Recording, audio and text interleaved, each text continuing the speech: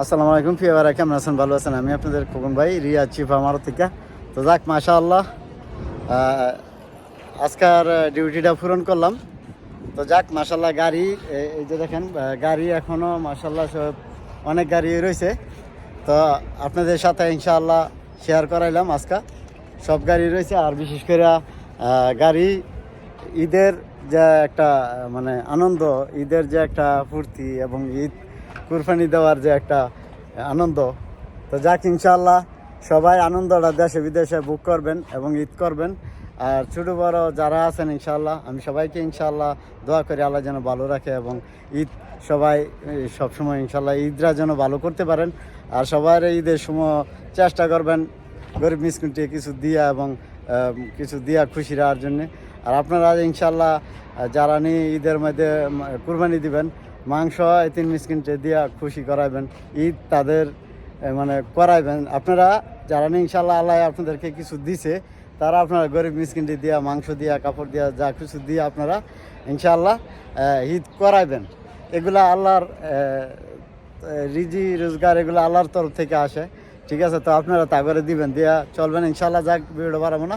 আর আমি ইনশাআল্লাহ ঈদের 4 দিন পরের থেকে আমার শোরুম খুলবো ইনশাআল্লাহ। তো রাত্রে আপনারা জানেন সকালে এই সৌদি আরবে ঈদ।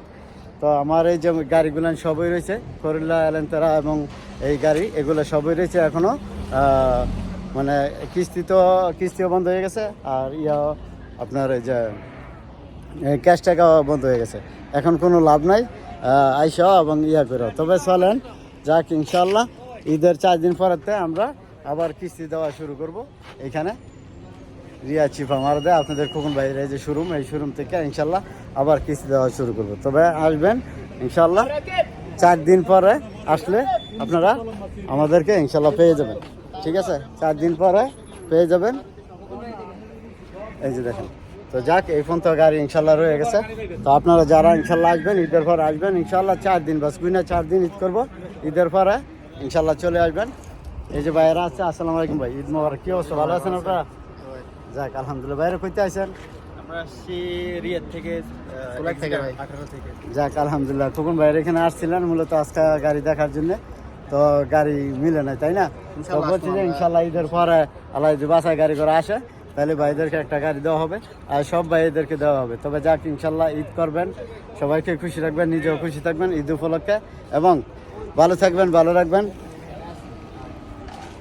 আর ঈদ উপলক্ষে আপনারা ইনশাআল্লাহ সবাই মিলে একসাথে ঘুরবেন, ঈদ করবেন, ঠিক আছে? ভালো থাকবেন। আসসালামু আলাইকুম, ঈদ মোবারক।